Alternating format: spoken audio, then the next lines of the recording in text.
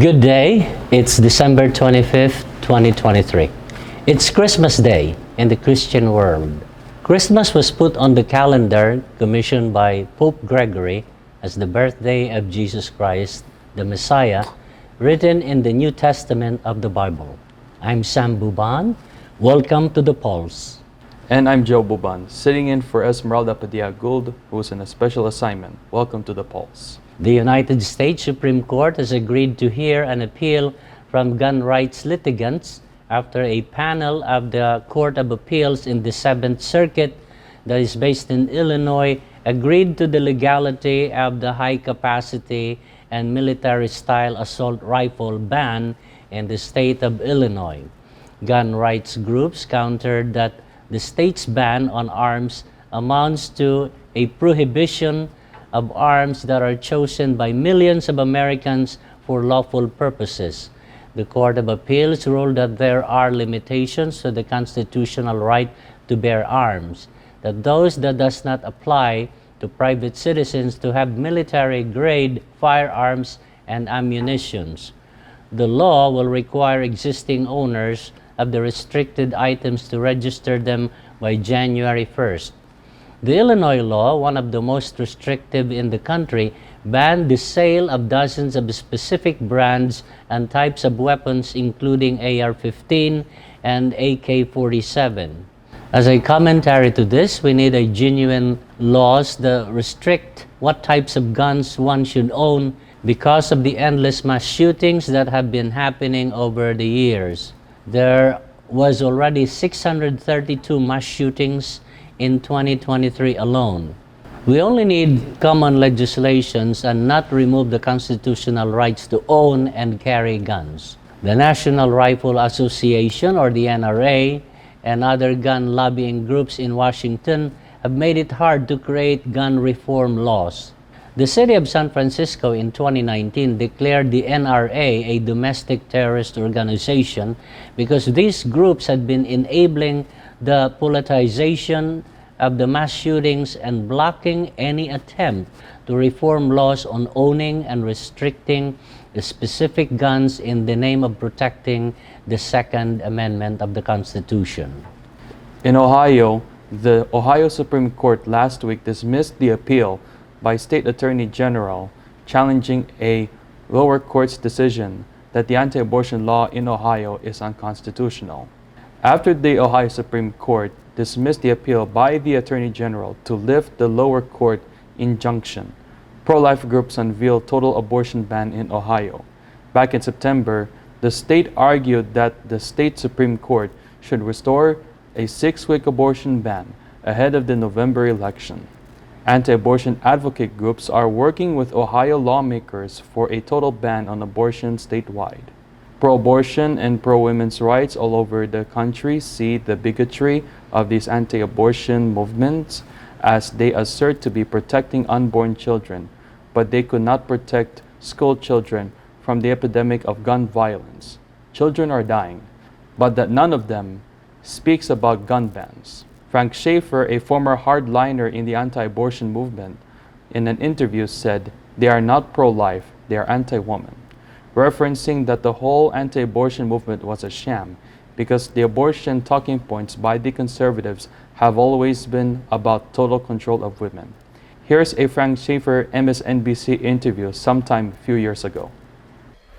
The GOP is rife with hypocrisy, but one of the more stunning examples is their so-called pro-life stance, while women and children are literally dying of COVID in red states. That's because the anti-abortion movement was never about life, but yet another rallying cry churned up by the fake outrage machine to win elections. Joining me now is Frank Schaefer, director and author of several books, including Why I Am an Atheist Who Believes in God. Frank, it's always great to talk with you. You know, you were around at the beginning of the creation of this what's now called the pro-life movement. But I mean, it really wasn't about abortion. Initially, can you just walk us through the far right, the Christian right, didn't care about abortion. They cared about desegregated schools, about their segregated academies not being able to get federal funding. And then they shifted. How did the shift happen from worrying about not getting segregated academies federal funding to abortion? Well, sadly, it happened in large measure because of the work that my father and I and Dr. C. Everett Koop, who became Surgeon General for Ronald Reagan, did in bringing a film series that I wrote and directed based on a book that C. Everett Koop and Dad wrote called Whatever Happened to the Human Race to millions and millions of evangelicals. Now, what will surprise you and many viewers is to understand that when we took that series out, many evangelicals were pro-choice. In fact, Dr. Reverend Billy Graham, the great evangelist, Dr. Criswell, the president of the Southern Baptist Convention, these men refused to participate in our seminars when they had been avid followers of my dad and our work before that. And I was Dad's nepotistic sidekick. Now, introducing me tonight, you mentioned a book, Why I'm an Atheist Who Believes in God. But after that came out, I've spent the last 6 years writing an apology to women and families in America that we damaged, called Fall in Love, Have Children, Stay Put, Save the Planet, Be Happy. And the reason I have done that is that my family unleashed the rabid religious right on women when in fact evangelicals were evenly divided and even a little bit pro-choice. So one of the lies the religious right tells and one of the lies the Republican Party tells is somehow that part of evangelical theology, the theology of people like Reverend Billy Graham, Dr. Criswell, the editors of Christianity Today magazine, who also in those days were pro-choice, has always been like the Catholic Church on this issue. It has not been. Yeah. So the first lie is evangelicals, as I point out in my book, Fall in Love, Have Children, was that evangelicals somehow were pro-life. They weren't. They were like other Americans, many shocked by women having to go to back alley abortions. A lot of people like Dr. Graham, for instance, who told me, I was in the meeting with him at the Mayo Clinic with my dad, and we met in Billy's room where he was undergoing a checkup. And Billy said, I can't preach to women and tell them what to do about this. Men don't get pregnant. How dare I do that?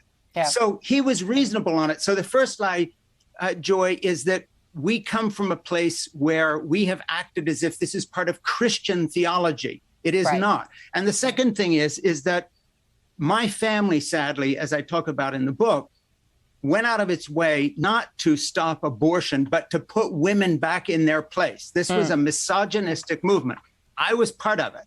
And that's why I've spent the last 6 years writing an apology and what I hope is the most pro-family, pro-child, pro-woman book out there. And I'll tell you something, you cannot be pro-family unless you are pro-choice. Yeah. Because if women are treated like nothing more than incubating vessels, second-class citizens, and this horrible burden that nature and evolution or God or whoever the creator was puts on women, if this is not balanced by the right to choose, we cannot have an equal society. Women cannot have careers. Women cannot have lives. And so I am so sorry for the part I played. I am so sorry on behalf of my father for the part we played. Donald Trump is disqualified from being in the Colorado ballot according to a 4-3 ruling by the Colorado Supreme Court. The Colorado Supreme Court disqualified Trump from running for president in the primary under Section 3 of the 14th Amendment for inciting sedition and igniting the insurrection in January 6, 2020, which was the final vote in Congress to certify the election of Joe Biden.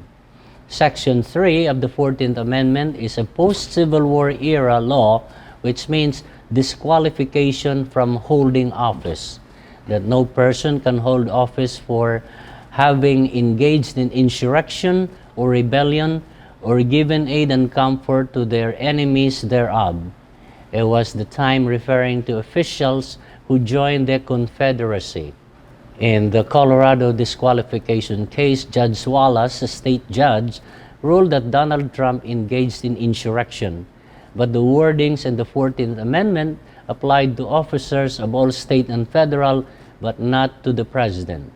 The case was appealed to the Colorado Supreme Court and the High Court. In a vote of 4-3 split decision, the Supreme Court ruled that Section 3 of the 14th Amendment apply to former presidents of the United States. GOP presidential candidates like Ron DeSantis and Nikki Haley have defended Trump on the disqualification, while Chris Christie supported the decision, while Vivek Ramaswamy threatened to remove himself from the Colorado ballot if Donald Trump is not on the ballot. We are going to take a commercial break. Please stay with us.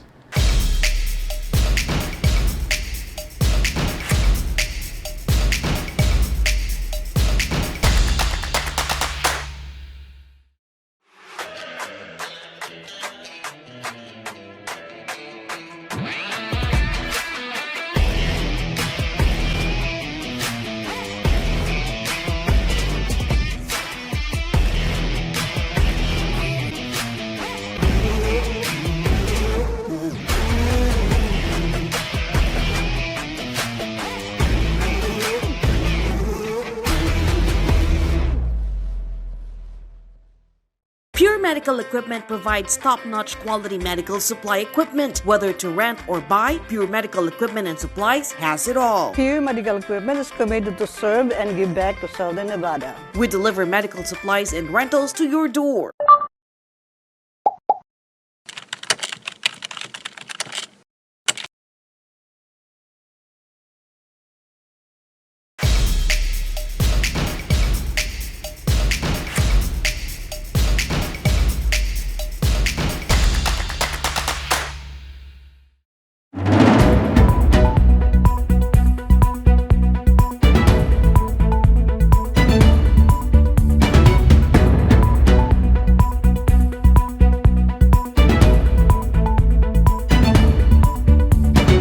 In the defamation case against Rudy Giuliani by two election workers in the state of Georgia, a jury has awarded the two plaintiffs $148 million in damages.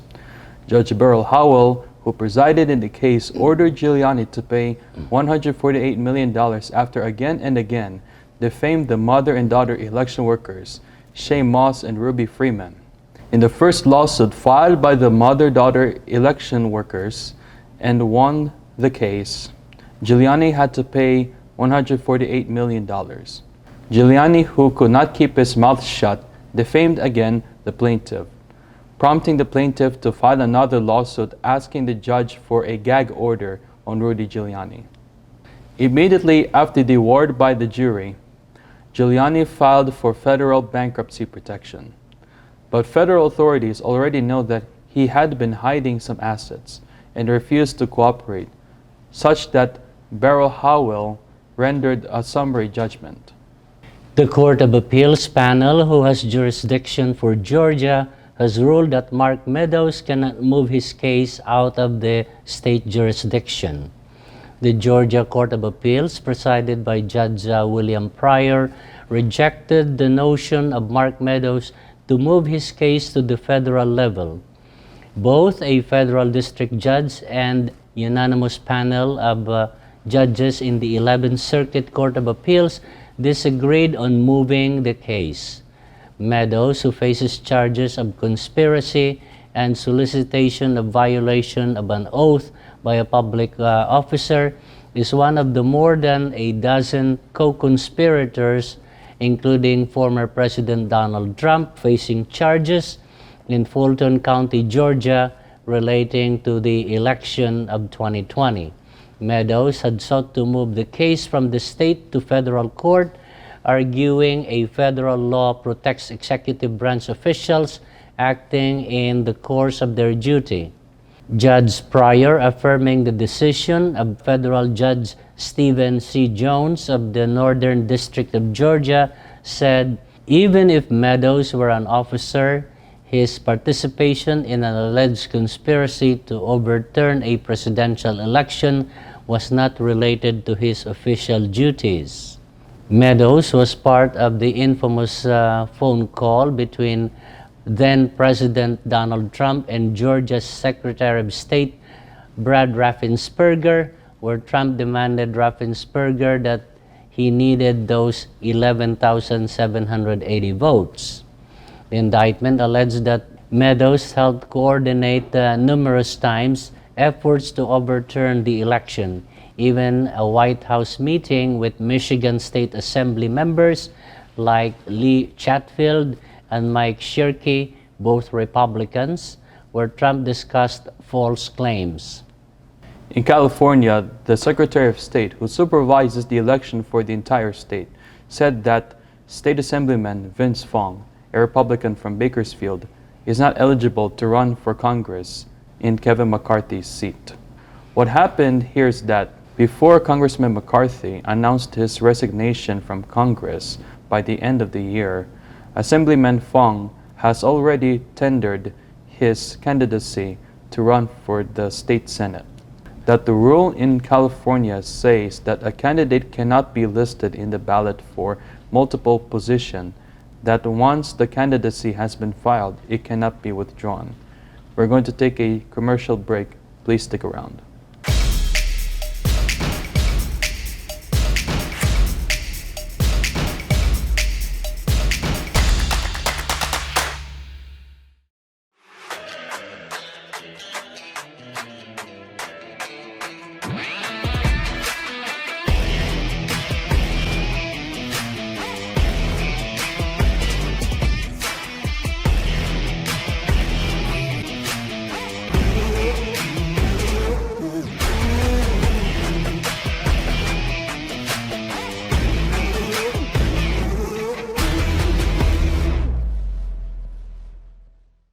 Pure Medical Equipment provides top-notch quality medical supply equipment. Whether to rent or buy, Pure Medical Equipment and Supplies has it all. Pure Medical Equipment is committed to serve and give back to Southern Nevada. We deliver medical supplies and rentals to your door.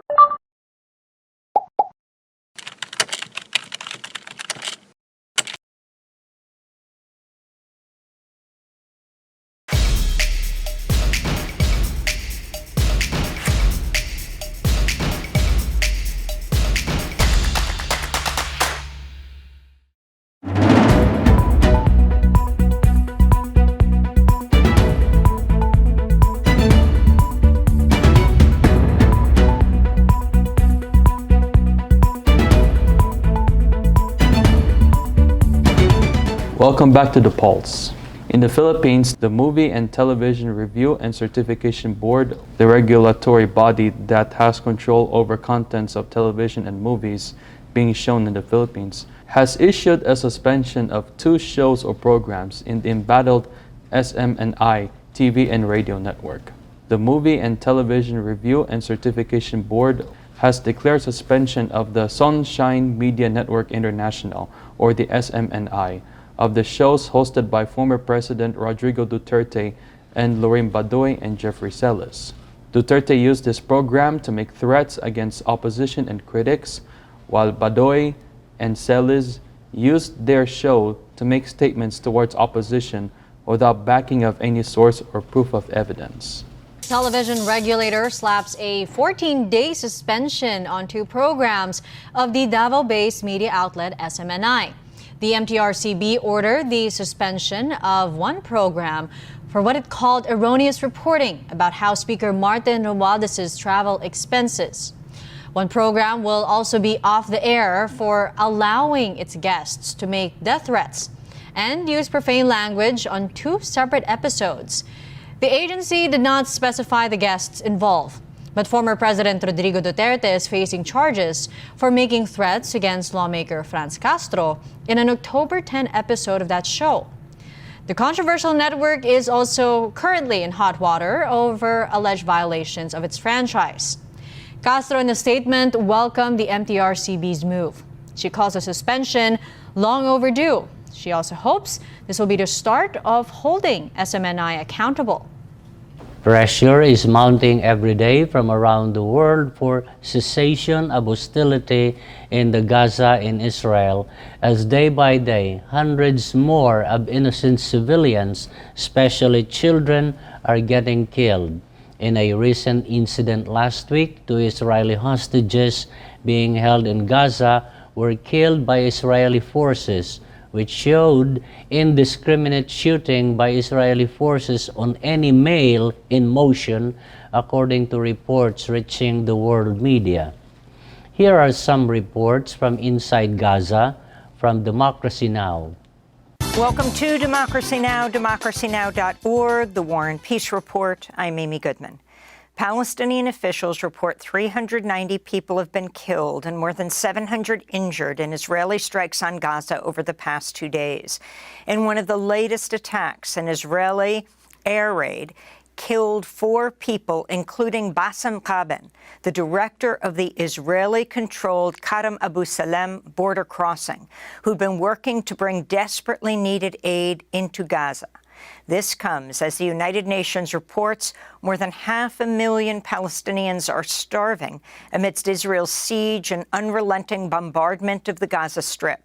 Arif Hussein is chief economist with the UN's World Food Program.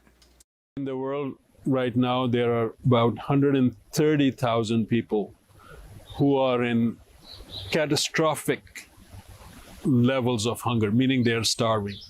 In Gaza, more than 500,000. That is 4 times more. And that is what makes this totally unprecedented. On Thursday, Hamas ruled out any more exchanges of captives until Israel agrees to a, quote, full cessation of aggression, unquote. Meanwhile, Israel has for the 7th time severed Gaza's phone and internet connections. The Committee to Protect Journalists reports more media workers have been killed in the first 10 weeks of Israel's assault on Gaza than have ever been killed in a single country over an entire year.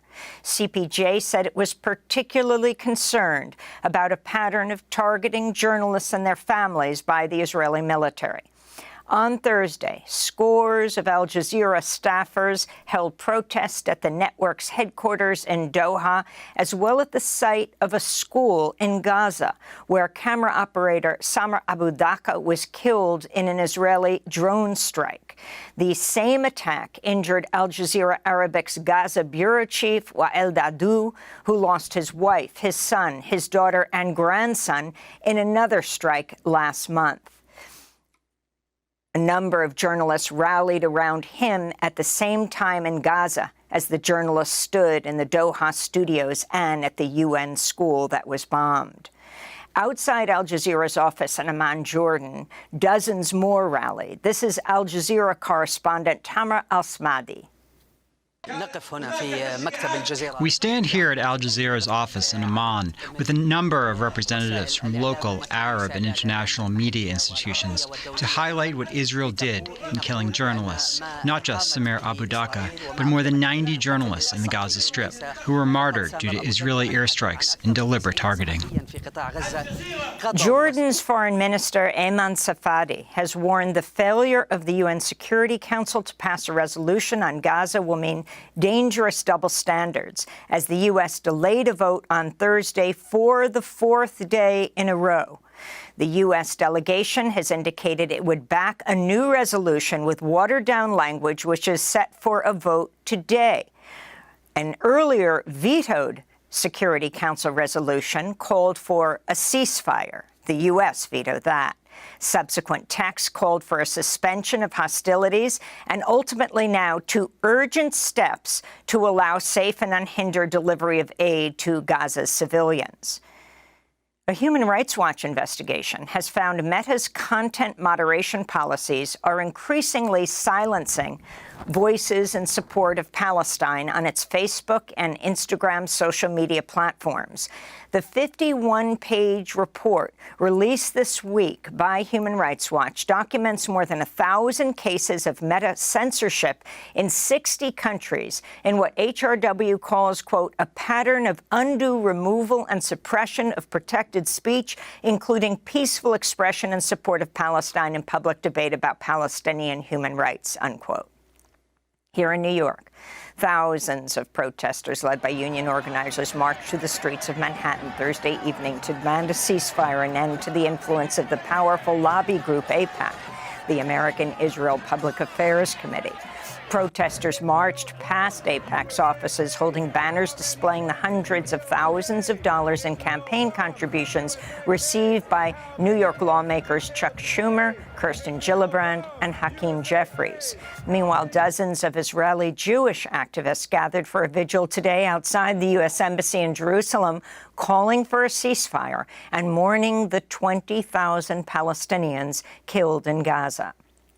The United Nations Security Council already have a resolution drafted and ready for a vote asking Israel and Hamas to cease hostility at once and allow humanitarian relief to freely flow into Gaza. This has been one of the worst atrocities in any military engagement since World War II. More deaths than the invasion of Ukraine by Russia just in a matter of weeks in Gaza. Our hearts and prayers goes to all the affected by this inhumane war in Gaza, especially the women, children, and old people.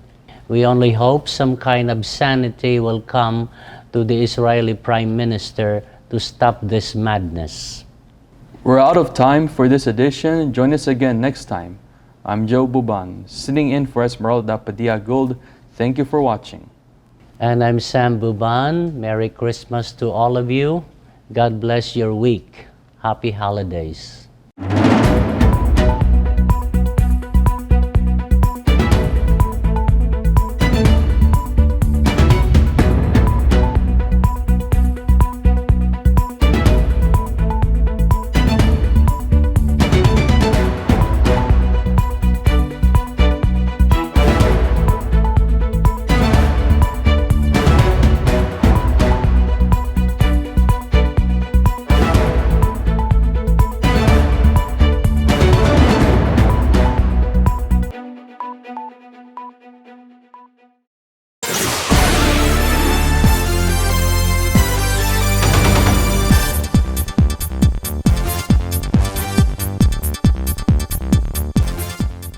Enjoy FILAMTV Network on KGNG 26.8 Las Vegas and www.filamtv.us. Search for and download FILAMTV Network in Roku, Amazon Fire TV, Facebook, and YouTube. Download the WCE TV app from smartphones and search for FILAMTV.